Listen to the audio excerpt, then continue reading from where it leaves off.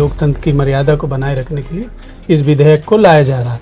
कोई भी मंत्री जो भ्रष्टाचार में लिप्त है या आपराधिक कृत्यों में लिप्त है और 30 दिन तक न्यायिक हिरासत में अगर है, लेकिन विपक्ष का ये कहना कि फिर सरकार निरंकुश हो जाएगी, जो केंद्र सरकार के हाथ में एक तरह से समझ लीजिए वीटो पावर जैसी, मतलब उनका दोष सिद्ध ना हो, अगर आरोप में भी जेल में रहते हैं, जमानत नहीं मिलती। हर आरोप में नहीं, उसमें ये क्लियर कट मेंशन है कि गंभीर किस्म के अपराध कानून की नजर में सब बराबर होने चाहिए। आपने कभी सोचा है कि अगर देश का कोई मुख्यमंत्री या खुद प्रधानमंत्री 30 दिनों से ज्यादा जेल में बंद रहे तो उनकी कुर्सी का क्या होगा? अब तक तो नेता जेल से भी सरकार चलाने की बात करते थे, सरकार चलाई भी है, लेकिन अब भारतीय राजनीति के नियम हमेशा हमेशा के लिए बदलने वाले हैं। जी हां, मोदी सरकार आगामी मॉनसून सत्र में एक ऐसा ऐतिहासिक और बेहद कड़ा विधेयक लाने जा रही है जिससे नेताओं की नींद उड़ गई है। कानून ऐसा कि अगर पीएम या सीएम 30 दिन जेल में रहे तो उनकी कुर्सी अपने आप छिन जाएगी। इस नए बिल के प्रावधानों के मुताबिक अगर कोई भी सिटिंग प्रधानमंत्री या सिटिंग सीएम किसी भी मामले में गिरफ्तार होते हैं और लगातार 30 दिनों तक जेल में रहते हैं तो उन्हें तुरंत अपने पद से इस्तीफा देना होगा। यानी वो जेल के अंदर रहकर सरकार नहीं चला पाएंगे, उनकी कुर्सी खुद ब खुद चली जाएगी। अब जैसे इस बिल की भनक लगी है, विपक्षी खेमे यानी इंडिया गठबंधन यह आरोप लगा रहा है कि इस कानून का इस्तेमाल चुनी हुई सरकारों को परेशान करने और मुख्यमंत्रियों को टारगेट करने के लिए किया जा सकता है। लेकिन यहां एक और बड़ा पेंच है। सवाल यह उठता है कि क्या सरकार के पास इस बिल को पास कराने के लिए, इसे कानूनी रूप देने के लिए जरूरी बहुमत है? क्या एनडीए के पास 2/3 बहुमत का आंकड़ा है? क्योंकि अगर यह संविधान संशोधन विधेयक हुआ तो सरकार को दोनों सदनों में भारी बहुमत की जरूरत पड़ेगी। मॉनसून सत्र में इस बिल को लेकर संसद के अंदर और बाहर एक बड़ा सियासी घमासान होना बिल्कुल तय माना जा रहा है।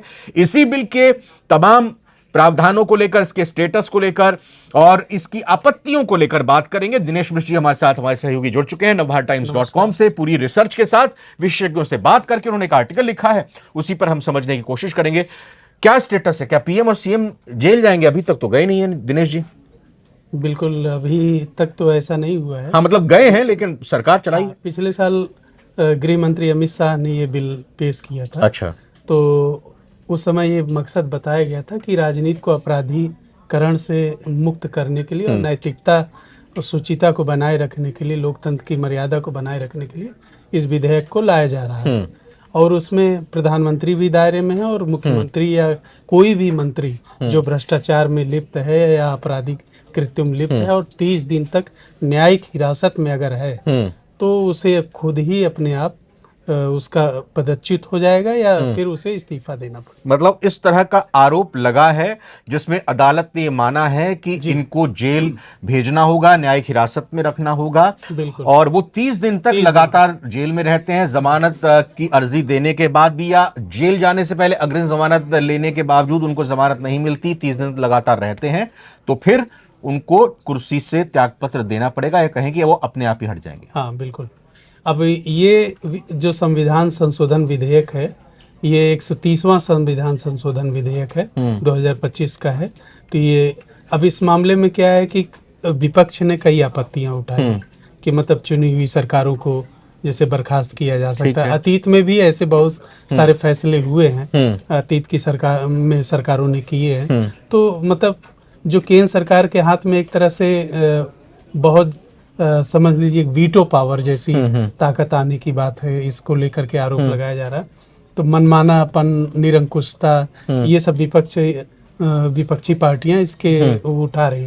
तो इसको लेके एक संयुक्त संसदीय समिति अपराजिता सारंगी के नेतृत्व में गठित की गई। ये संयुक्त संसदीय समिति यानी जॉइंट पार्लियामेंट्री कमेटी, जेपीसी, क्या होती है और इसमें कौन कौन लोग शामिल होते हैं? और जैसा आपने बताया कि पिछले साल ये इंट्रोड्यूस किया गया था बिल और अभी जेपीसी गठित की गई जो अभी इसकी अपनी रिपोर्ट बताइए थोड़ा सा। जेपीसी क्या होती है, क्या इसकी रिपोर्ट? जी, संसद की संयुक्त संसदीय जैसा नाम से ही है, संयुक्त समिति है। इसमें सत्ता पक्ष के लोग और विपक्ष के लोग, सांसद, जी सांसद, राज्यसभा और लोकसभा दोनों से, सब दोनों से होते हैं। और इसमें जैसे अभी कांग्रेस है, टीएमसी है, सपा है और जितने भी क्षेत्रीय दल हैं या नेशनल पार्टीज हैं वो सब हैं इसमें। ठीक है। और सत्ता पक्ष तो है बीजेपी और एनडीए की जो पार्टियां हैं, द्रमुक भी है, जी। तो सारे लोग इसमें हैं। 31 सदस्यीय ये समिति है। हाँ। तो इसमें अब इसको 17 जुलाई को रिपोर्ट सौंपनी है। अच्छा।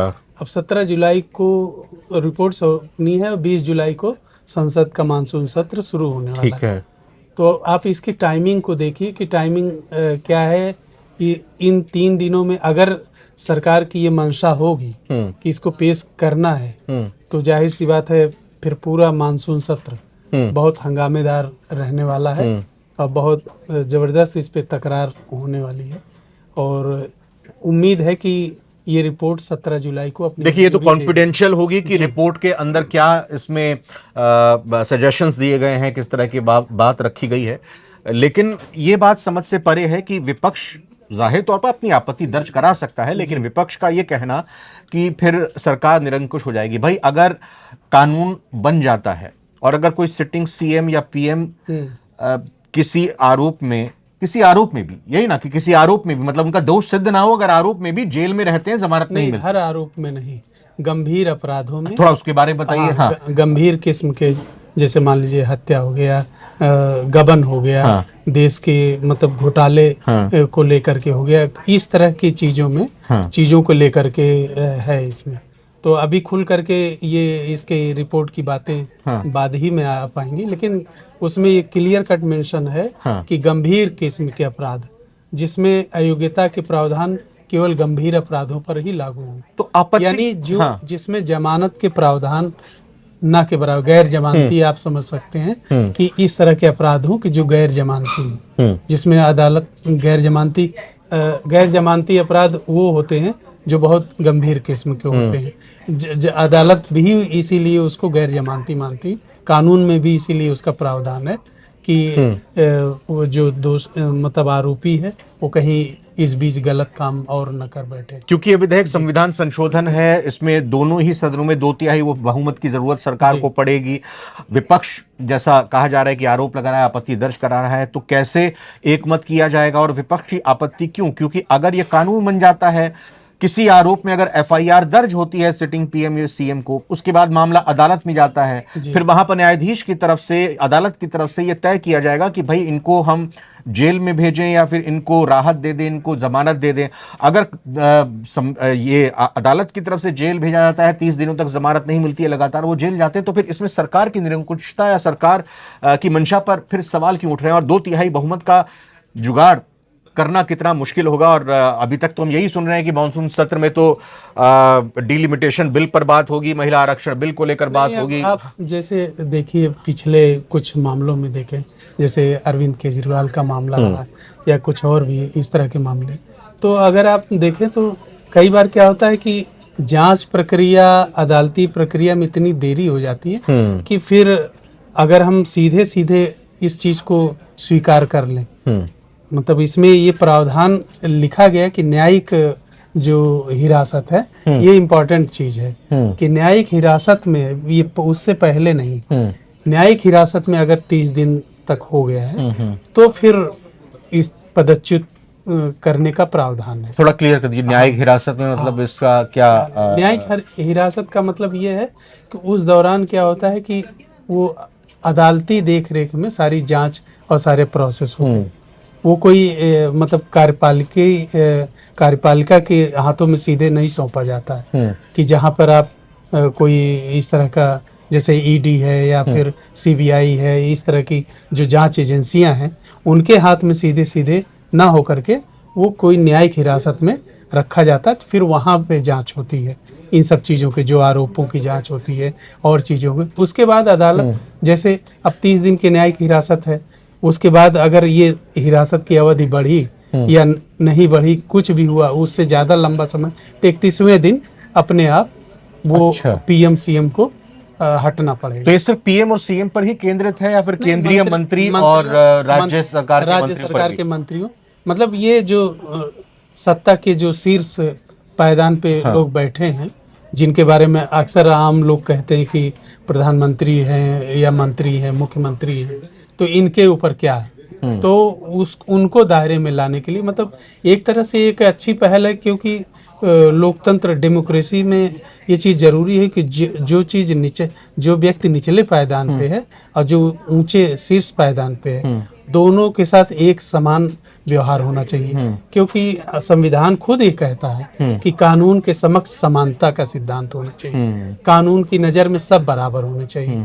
तो ये बराबरी तभी ही आएगी जब एक आम आदमी जैसे जिसके साथ जो प्रक्रिया, कानूनी प्रक्रिया अपनाई जाती, सेम वैसी प्रक्रिया शीर्ष पे बैठे लोग, कोई भी खास नहीं, सभी आम हैं। और इसी लिहाज से इस बिल की मकसद बताया जा रहा है। व्यूअर्स पर हम बाकी छोड़ते हैं। आपको क्या लगता है कि ये बिल जो सरकार की तरफ से संभावित तौर पर मॉनसून सेशन में लाया जा सकता है, क्या इसकी ज़रूरत देश को है? और क्या आपको लगता है कि विपक्ष को साथ देना चाहिए? 2/3 बहुमत का जुगाड़ क्या सरकार कर पाएगी अगर इस बिल को पेश करती है?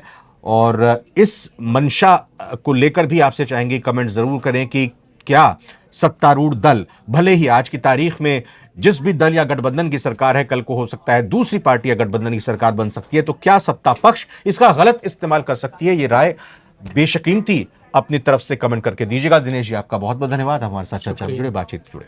फिलहाल नमस्कार।